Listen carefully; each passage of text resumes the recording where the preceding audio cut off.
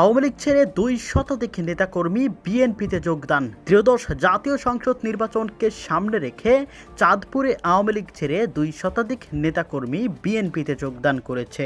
বৃহস্পতিবার বিকেলে জেলা বিএনপির কার্যালয়ে আয়োজিত অনুষ্ঠানে চাঁদপুর সদর উপজেলার রাজরাজেশ্বর ইউনিয়ন আওয়ামী লীগের সাবেক সাধারণ সম্পাদক খলিলুর রহমান ব্যাপারীর নেতৃত্বে তারা দলবদল করেন। নবাগত নেতাকর্মীদের ফুল দিয়ে বরণ করে নেন জেলা ও উপজেলা বিএনপির নেতৃবৃন্দ। উপস্থিত ছিলেন জেলা যুবদলের সাংগঠনিক সম্পাদক ফয়সাল আহমেদ বাহার, সদর উপজেলা বিএনপির সভাপতি শাহজালাল মিশন ও সাধারণ সম্পাদক হযরত আলী ব্যাপারী।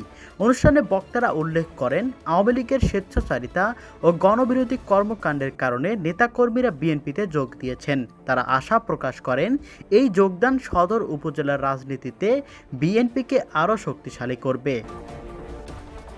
দেশের আনাচে কানাচে একে একে আওয়ামী লীগ থেকে বিএনপিতে যোগদান করা মোটেও সুবিধার মনে হচ্ছে না জামাত ইসলামী নেতাদের ও এনসিপি নেতাদের। তারা বলছেন, এতে সহিংসতা বাড়বে এবং শেষ পর্যন্ত দেখা যাবে দেশে আবারও আওয়ামী লীগ ফিরে এসেছে। এটা আওয়ামী লীগের অন্যতম এক চাল, যা বুঝতে পারছেন না বিএনপি, যার কারণে আওয়ামী লীগ নেতাদের সাদরে গ্রহণ করছে তারা। প্রিয় দর্শক, আপনাদের কাছে কি মনে হয় আওয়ামী লীগ নেতাদের এমন দলবদল কেমন চোখে দেখছেন? কমেন্ট বক্সে অবশ্যই জানিয়ে যাবেন।